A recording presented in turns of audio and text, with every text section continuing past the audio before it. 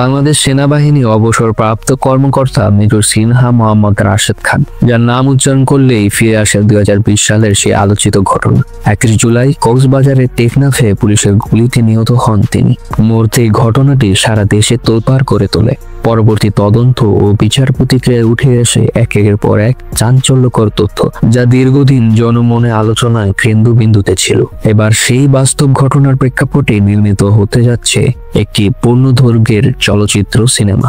এই সিনেমায় মেজর সিনহার চরিত্রে প্রথমবারের মতো দেখা যাবে ঢালিউডের শীর্ষ নায়ক শাকিব খানকে।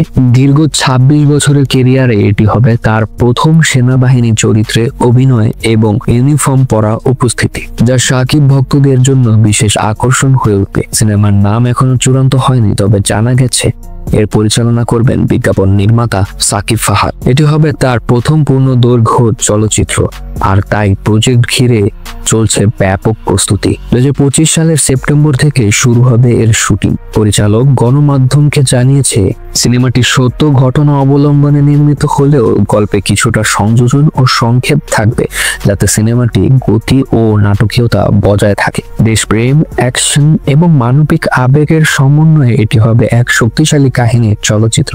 মুক্তির জন্য ঈদ মৌসুম নয়, বরং বছরের যে কোনো এক শুক্রবার বেছে নেওয়া হবে, যাতে সিনেমাটি একটি আদর্শ দর্শক প্রবাহ পায়। চলচ্চিত্র প্রেমীদের আশা, মেজর সিনহার স্মৃতি ও দেশের প্রতি তার অবদানকে নতুন ভাবে সামনে আনবে এই সিনেমা। আর শাকিব খানের অভিনয়ে তা হয়ে উঠবে আরো বর্ণময় ও আবেগ ঘন। ডেস্ক রিপোর্ট, খবরের দেশ, বিনোদন ডেস্ক।